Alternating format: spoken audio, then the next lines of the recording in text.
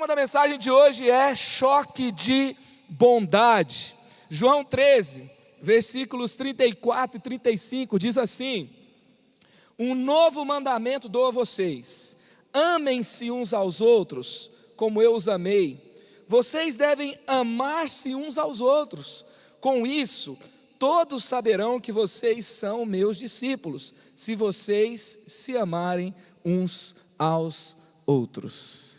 É tão interessante esse texto, porque parece que era para ser algo, desde o começo, que todo mundo tinha entendido que era sobre isso. Aí Jesus chega e fala assim: olha, eu tenho um novo mandamento para vocês, amem uns aos outros. Aí parece que a galera, quando recebe aquele novo mandamento, parece que tem apontamentos de Jesus todos os dias. Aí eles estão ouvindo e Jesus fala assim: não, vocês não entenderam não. O mundo só vai saber que vocês são de fato meus discípulos, o mundo só vai entender a que reino vocês pertencem, o mundo só vai saber de fato que vocês são do céu, que vocês são mensageiros de Deus, que vocês são meus embaixadores, que vocês não são desse mundo, não pertencem a esse mundo, e que vocês me amam, e que vocês entenderam a minha mensagem. Eles só saberão que vocês são os meus discípulos se vocês amarem uns aos outros. Ou seja, não tem nada no reino de Deus que não seja coberto de amor. Se falta amor, não é do reino de Deus. E isso foi algo que chocou o mundo na época. Porque tem gente que fala assim que o nosso mundo é mais violento do que foi em todos os anos passados da história. Não é verdade. O nosso mundo é violento, mas o nosso mundo foi muito mais violento. Eu não sei se você já assistiu aquele filme Paulo, Apóstolo de Cristo. Naquele filme, você tem pessoas que são colocadas, amarradas nos postes de Roma, e nas ruas da cidade de Roma, cristãos eram colocados amarrados nos postes. Eles eram encharcados de óleo, e eles eram queimados vivos, simplesmente para iluminar as ruas da cidade. Eu e a Mariana estivemos agora nas nossas férias num estádio chamado Coliseu, que está ali, vai fazer 2000 anos, esse estádio vai fazer um aniversário de 2000 anos. A gente orou antes de entrar, porque a gente leu no Google antes que estava com ameaça de desabamento, mas a gente entrou e saiu e está tudo bem no final. E esse estádio chegava a lotar, chegava a ter 55 mil pessoas. Sabe por que as pessoas entravam lá dentro? Para ver pessoas serem mortas. Na inauguração do Coliseu, foram cerca de 5 mil feras abatidas, porque tinha lutas de animais com pessoas, e foram cerca de 35 mil pessoas que foram retiradas de lá mortas. Tinha um portão enorme, que era a saída da morte. Os perdedores, os mortos, os machucados saíam por aquelas portas, e os vivos e vencedores saíam do outro lado. Esse era o mundo de antigamente.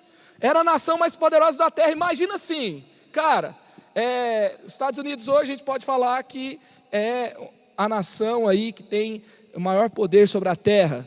E eles têm assim, entretenimento é algo que está em toda a cultura. Tem esportes que só os americanos praticam, só os americanos lotam estádios para assistir.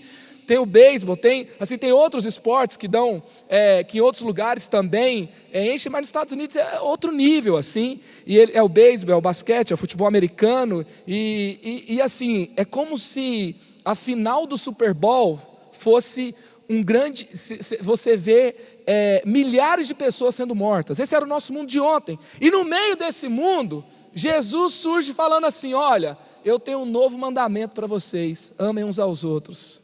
Se alguém for seu inimigo, abençoa esse cara. Se ele pegar dinheiro emprestado e não quiser te dar de volta, perdoa. Esquece essa dívida. Jesus veio chocar o mundo com a sua bondade. Jesus veio chocar o mundo com uma nova ordem, a nova ordem que é a ordem do amor. Eu não sei se você já ouviu aquela expressão choque de realidade. Você já viu a expressão choque de realidade? Choque de realidade é quando você descobre que o Instagram mentiu para você. Você vê a foto, você fala: uau, quero conhecer. Quando você vê ao vivo, fala assim: obrigado. Entende? Choque de realidade é quando a pessoa fala assim: meu sonho é morar naquele país. Você vai para lá, você quer ir embora no outro dia. Eu conheço uma pessoa que falava que comprou a passagem, que pagou um curso de 6 meses de inglês para morar em Nova York. Ele voltou antes de terminar o primeiro mês de volta para casa com tudo pago, o maior prejuízo. Tem gente que fala assim: meu sonho é trabalhar naquele lugar. Aí ele começa a trabalhar, dá um mês ele está falando mal de todo mundo da minha empresa, ele fala que foi a maior decepção da vida dela. Às vezes o choque de realidade é quando você descobre que seus pais estavam certos. É quando você descobre que aquela pessoa que todo mundo falava para ela, olha, cuidado, você fala, não, você não conhece, aí daqui a pouco você descobre que todo mundo fala sobre aquela pessoa, está certo.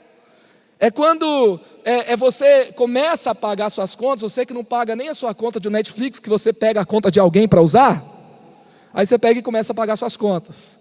Aí daqui a pouco você começa a descobrir que não é tão fácil assim, sabe? Quando você reclamava do que os seus pais te davam, aí daqui a pouco agora é com você, daí você fala, não, está ótimo, entendeu?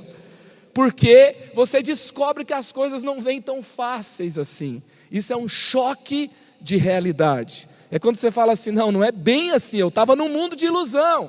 Agora o reino de Deus, ele funciona muitas vezes numa ordem que nos choca, que nos constrange com o tamanho do amor de Deus por nós, com a magnitude desse amor por nós. E pensando esses dias, Deus me trouxe esse tema, da gente falar sobre esse choque de bondade. Eu me lembro que uma vez eu estava acompanhando um discípulo, e ele estava novo numa empresa, ele estava finalizando um processo de estágio, a empresa estava passando por um período de turbulência, ele estava sendo muito cobrado, aí o chefe dele chamou ele na sala. Sabe quando você recebe um e-mail, você começa a tremer, dá uma dor de barriga, você fala assim, você já começa a juntar suas coisas da mesa, e o chefe dele marcou um horário com ele no outro dia, ele me ligou e falou assim, meu chefe vai conversar comigo no outro dia, certeza, ele vai me demitir. Aí ele preparou todas as coisas, e aí ele pegou e me ligou no outro dia, eu vou entrar aqui na sala daqui meia hora, você pode orar por mim? Eu orei com ele no telefone. Daqui a pouco ele entra na sala, uma hora mais ou menos depois ele me liga, ele fala assim, cara, eu tô chocado. Falei, o que aconteceu? O cara me promoveu. Ele achou que ele ia ser demitido e foi promovido. Eu me lembro uma vez que a gente passou por alguns meses um pouco mais difíceis, e eu tinha comprado algo e eu não consegui pagar no dia que era para pagar. Eu fiquei morrendo de vergonha. Aí daqui a pouco a gente se organizou e eu fui lá, tinha passado quase 3 meses, eu ligava, falava assim, olha, então, não deu, dá para segurar mais um mês e tal. Aí eu peguei e finalmente cheguei lá para pagar a conta. E quando eu fui pagar, o cara falou assim, cara, não tem mais conta não, está tudo pago. Eu olhei e fiquei chocado. E eu quero dizer algo para você. Hoje é dia de você sair daqui chocado com a bondade de Deus na sua vida. Tem gente aqui hoje, sinto claramente no meu coração, tem gente aqui hoje que acha que Deus está com raiva de você, acha que você não fez o suficiente. Você tem uma informação a respeito de Deus que não é verdadeira. Você vai ficar chocado, sabe por quê? Porque Deus conta com você. Deus, Ele entregou o seu único filho para morrer no seu lugar. E lá em Romanos 8,32 fala assim, aquele que deu de graça o que ele tinha de mais precioso, como ele não dará a você e de graça todas as outras coisas? Sabe, você precisa viver todos os dias chocado com o amor de Deus por você. Sabe, quando você acordou hoje de manhã, teve foguetes no céu, por expectativa com o dia que você ia ter, com os passos que você ia dar, com as experiências que você ia ter. Deus sonhou esse dia para você, e Ele pensa cada dia para você de uma forma especial. E eu creio que o Senhor quer nos levar a níveis maiores de gratidão e até de choque pela sua presença e pelo seu amor. Lá em 2 Coríntios 5,14, fala que o amor de Deus nos constrange, e isso é verdade. Muitas vezes nós não entendemos o amor de Deus, sabe por quê? Porque há muitos ensinamentos no nosso mundo que são ensinamentos da religião, são ensinamentos que não condizem. Deus está olhando lá do céu e falando assim, não me representa, o que estão falando sobre mim não é o que eu sou. A Bíblia fala sobre falsos mestres. Eu não sei se você se lembra de João 10,10, que fala, o ladrão vem somente para roubar, matar e destruir. Eu vim para que tenham vida e a tenham em abundância. Muitas vezes nós pegamos esse texto e nós falamos que o diabo veio para matar, roubar e destruir. E de fato Jesus, ele coloca aqui, quem quer nos roubar, quem quer nos matar, é Satanás. Mas quando a gente vai ver em profundidade esse texto, a palavra ladrão, que veio somente para matar, roubar, é cleptes, que vem a palavra cleptomaníaco, é a que dá origem à palavra cleptomaníaco, que é defraudador e ratoneiro. E aí, quando você vai ver o significado dessa palavra do grego, você vai ver a explicação no dicionário do grego. O nome é transferido para falsos mestres, que não cuidam em instruir homens, mas abusam da sua confiança para o seu próprio ganho. Ou seja, o ladrão são falsos mestres. E hoje, o Senhor quer remover ensinos de falsos mestres na nossa mente, para que nós possamos de fato entender as intenções dele, a bondade dele para cada um de nós. O que é João 10, gente? João 10, Jesus está falando assim: olha, vocês não entenderam as minhas intenções. Quando eu começo a falar do reino, quando eu começo a falar da bondade do Pai, quando eu começo a falar sobre o reino que eu represento, tem gente que fica desconfiado, tem gente que não consegue se entregar, porque ali havia os saduceus, havia os fariseus, havia os mestres da lei, e havia os sacerdotes e os sumos sacerdotes que haviam se corrompido, e assim como o texto aqui vai dizer, a explicação da palavra ali ladrão, são pessoas que estão liderando para o seu próprio interesse, administrando o seu poder pessoal. Essas pessoas não estavam preocupadas com aquelas pessoas que elas lideravam. Elas só pensavam em tirar das pessoas, só pensavam em usar as pessoas e descartar as pessoas para manter o seu poder.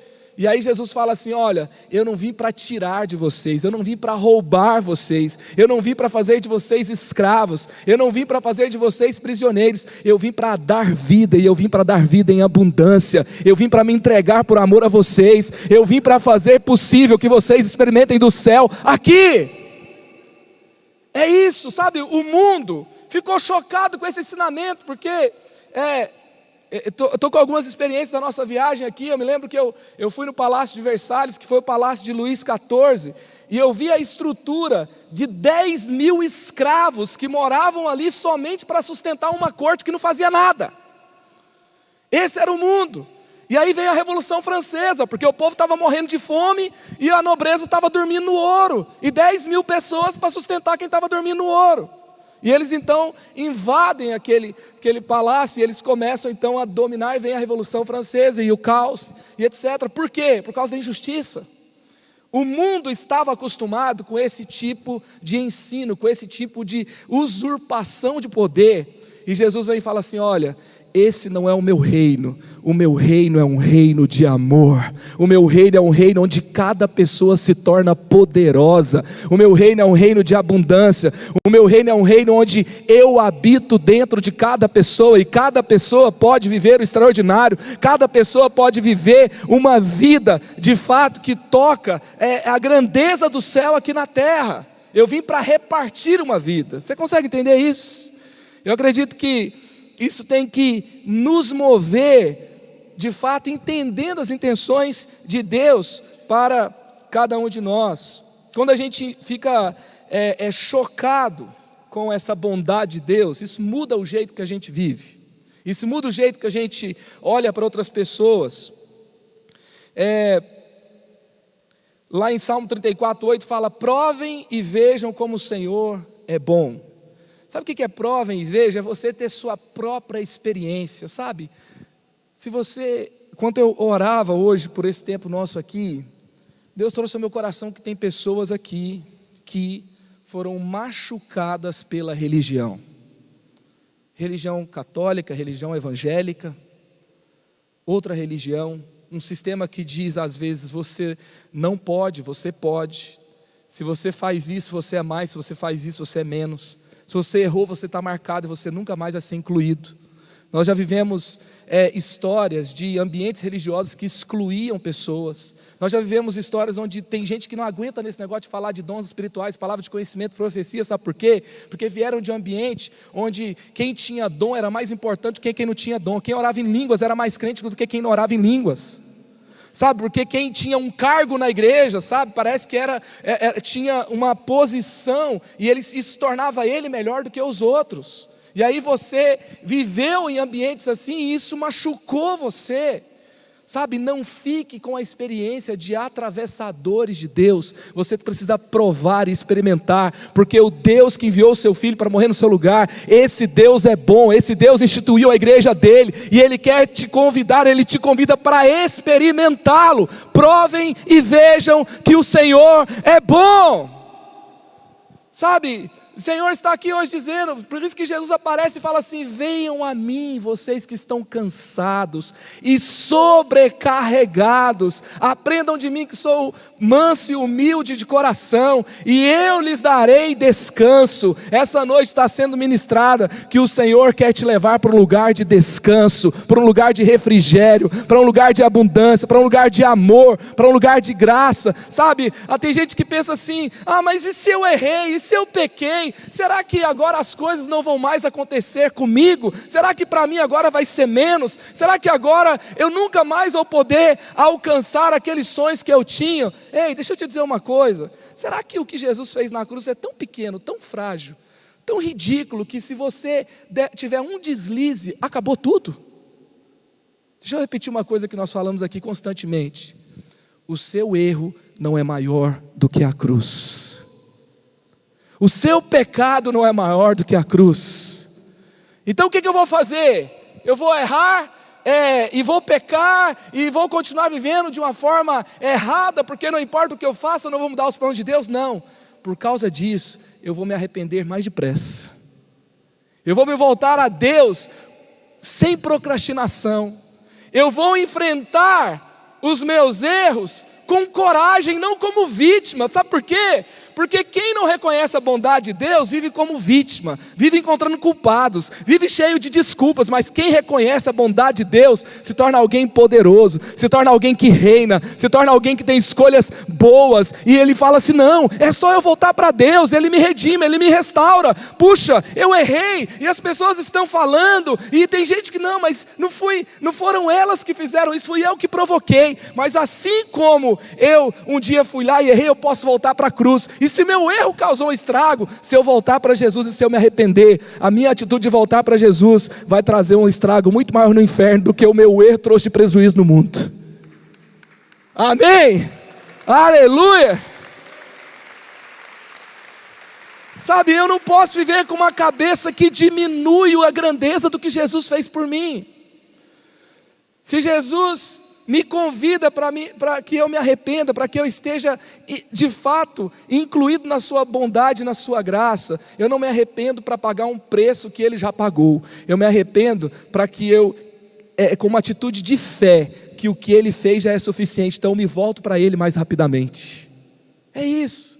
Então, para você viver a grandeza, viver de acordo com a bondade de Deus, primeiramente, definitivamente receba o seu perdão em Jesus. Hebreus 10, 16, 18, essa é a aliança que farei com eles, depois daqueles dias, diz o Senhor, porei as minhas leis em seu coração, e as escreverei em sua mente, e acrescenta: dos seus pecados e iniquidades, não me lembrarei mais. Onde esses pecados foram perdoados, não há mais necessidade de sacrifício por eles.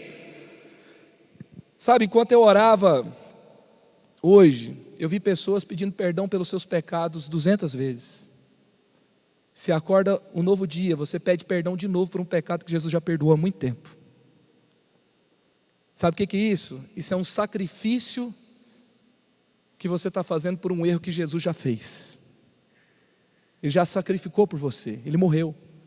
Ele terminou o pagamento do preço, pagamento do custo do seu pecado.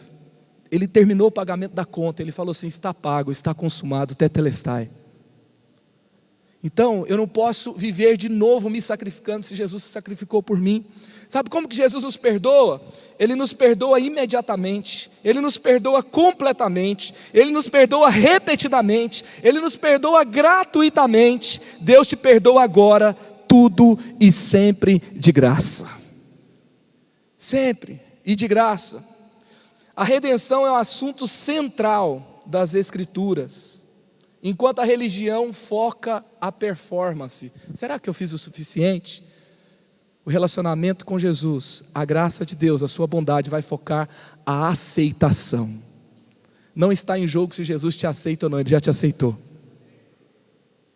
Eu não vou fazer para ser aceito, eu vou fazer é porque eu já fui aceito. Eu não vou fazer para ser abençoado, eu vou fazer porque eu já fui abençoado. Eu não vou fazer para tentar conquistar e pagar o preço por algo que Jesus já pagou. Eu não vou fazer voto para pagar o preço por algo. Na verdade eu faço voto porque eu quero ser íntimo de Deus, porque eu quero vencer, eu quero superar, eu quero caminhar mais perto dEle, não para pagar um preço de algo que já foi pago. Segundo, receba a sua identidade restaurada. Deus, Ele não para em te perdoar apenas. Gente, tem gente que perdoa no mundo de um jeito muito esquisito. Não, está perdoado e tal, mas não precisa conversar mais. Sabe? Está perdoado, mas deixa para lá. Mas Deus, Ele não para no perdão, Ele te restaura, Ele te redime. E aí então, Efésios 2,19, portanto vocês já não são estrangeiros, nem forasteiros, mas concidadãos dos santos e membros da família de Deus. Efésios 2,6, Deus nos ressuscitou com Cristo, e com Ele nos fez assentar nas regiões celestiais em Cristo Jesus. 1 Pedro 2,9, fomos tirados da lama, das trevas do pecado. Para quê? Para sermos uma nação de reis e sacerdotes. Você tem uma identidade real, você tem uma identidade de filho. Sabe, você não pode estar na igreja de qualquer jeito, não. Você foi colocado nesse mundo para reinar. Você foi colocado nesse mundo por Deus, você teve a sua identidade restaurada. Você não foi perdoado simplesmente para ficar tudo bem com relação à conta que você tinha, não. Um lugar foi conquistado para você em Jesus. Você tem uma nova identidade, você é filho, você não ocupa qualquer lugar. Gente, Jesus chama Pedro e fala assim: eu estou te dando as chaves do reino dos céus. Quando fala chave do reino, quando vai falar ali a palavra reino, são os compartimentos dos palácios, onde são guardados ali aquilo que supre, os mantimentos de tudo que o palácio precisa. O Senhor nos deu a chave, porque nós somos da casa, a nossa identidade foi restaurada, nós temos a completa confiança de Deus. Sabe, o Chris Vallotton fala assim: Deus acredita em você, e Ele nunca está errado. Então por que eu não deveria acreditar em mim se Deus acredita em mim? Se Ele nunca está errado. Então, fé é você saber que Deus conta com você mesmo sabendo das suas fragilidades.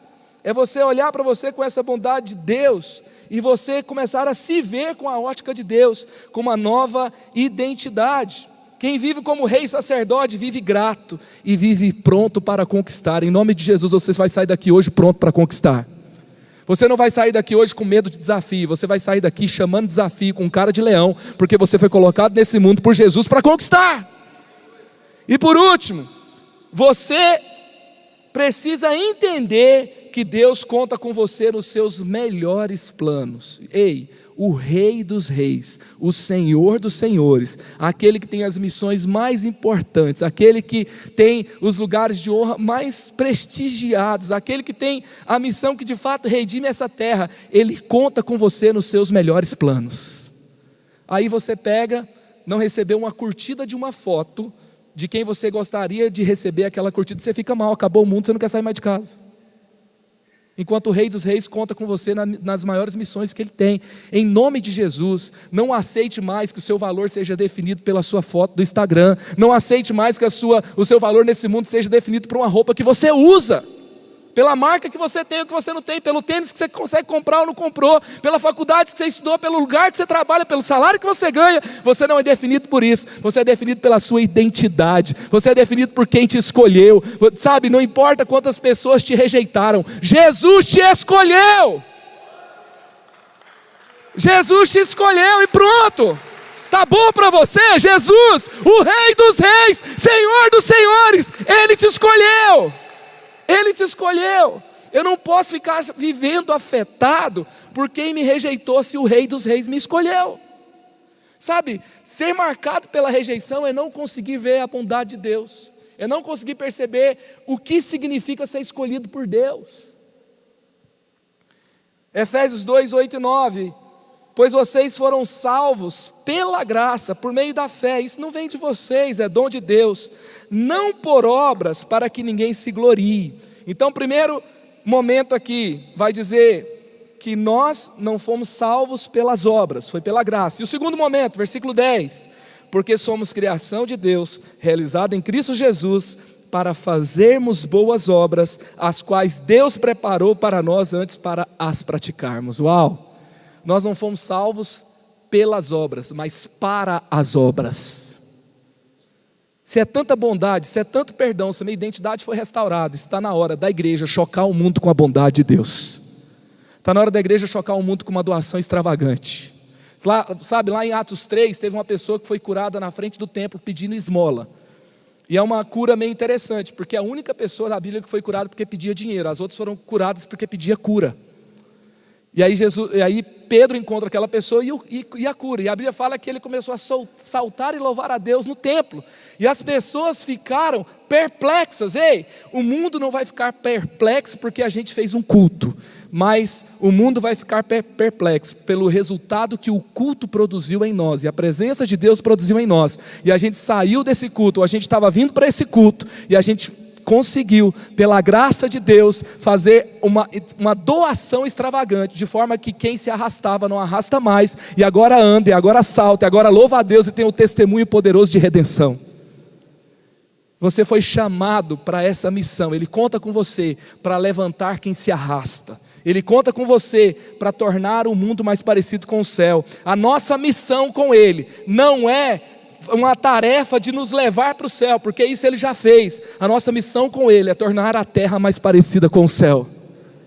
É isso que nós somos chamados para viver. Esse é o chamado de Deus para nós. Nós temos um mandato para cumprir aqui, que é o quê? Que é essa responsabilidade de trazer o céu para a terra. Romanos 8, 29 e 30, pois aqueles que antemão conheceu, também os predestinou para sermos conformes à imagem de seu Filho, a fim de que ele seja o primogênito entre muitos irmãos. E aos que predestinou, também chamou, aos que chamou, também justificou, aos que justificou, também glorificou. Aleluia! Ele te chamou, Ele te escolheu, e Ele decidiu glorificar o nome dEle na sua vida. Por onde você for, vai ter um rastro do céu. Por onde você for, vai ter a marca da glória de Deus. Você tem uma missão nesse mundo. Você tem uma missão nesse mundo. O que Deus entregou para você hoje, para cumprir a sua missão na terra? Talvez Deus te deu uma formação. Talvez Deus te deu relacionamentos. Talvez Deus te colocou numa rua. Deus te matriculou numa faculdade. E Ele não falou para você assim: vai lá e faz uma faculdade. Ele falou assim: vai lá e faça discípulos de todas as nações. Aí você vai fazer discípulos de todas as nações. Enquanto isso você faz uma faculdade. Aí você vai fazer discípulos de todas as nações, curar os enfermos, ensinar a guardar os mandamentos de Jesus. Enquanto isso você mora numa rua, enquanto isso você trabalha numa empresa, enquanto isso você vai vivendo sobre essa terra. Mas a sua missão é fazer discípulos de todas as nações. A sua identidade não é a sua profissão, a sua identidade não é o lugar que você nasceu, ou o lugar que você mora. Não, a sua identidade é a identidade do céu. Isso determina a sua missão, que é tornar esse mundo mais parecido com o mundo de que você faz parte, do qual você faz parte. Lucas 15 tem a história chocante de um pai amoroso, que deu tudo para os seus filhos, mas um deles rejeitou tudo, foi embora, zombou do nome da família, matou o pai antes dele morrer, porque ele falou: me dá a minha herança. O que é isso? É matar o pai enquanto ele está vivo.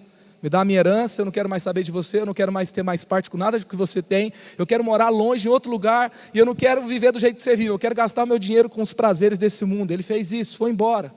Um dia acabou tudo, ele se viu comendo comida de porcos. Aí ele olha para um lado, olha para o outro e fala assim: puxa, tinha tanta honra na casa do meu pai que os funcionários dele vivem melhor do que eu. Quem sabe eu possa voltar e ser pelo menos um funcionário. Lucas 15, versículo 21 e 24, quando o pai vê o filho lhe disse: pai, pequei contra o céu, pequei contra ti, não sou mais digno de ser chamado teu filho. Mas o pai disse aos seus servos: depressa, tragam a melhor roupa e vistam nele, coloquem um anel em seu dedo e calçado em seus pés, tragam um novilho gordo e matem-no, vamos fazer uma festa e alegrar-nos, pois este meu filho estava morto e voltou à vida, estava perdido e foi achado. E começaram a festejar o seu regresso. Aleluia! Sabe, gente, isso aqui chocou o mundo. O mundo não conseguia entender o que era esse tipo de amor, de um pai que restaura a posição do seu filho depois de tamanho pecado, depois de tamanha extravagância contra a sua família e contra o seu pai. Eu não sei se você já percebeu, mas parece que quando alguém erra perto de nós, parece que quando alguém nos causa dor, a gente tem quase que uma torcida velada para que a pessoa se dê mal. É uma tendência do ser humano. Parece que se ela se der bem, tem alguma coisa errada, sabe? Dar misericórdia para quem o mundo quer dar condenação é coisa do reino de Deus. Isso choca o mundo. Sabe por quê? Foi isso que Jesus fez por mim. Foi isso que Jesus fez por você. E é isso que Jesus quer fazer hoje nesse lugar.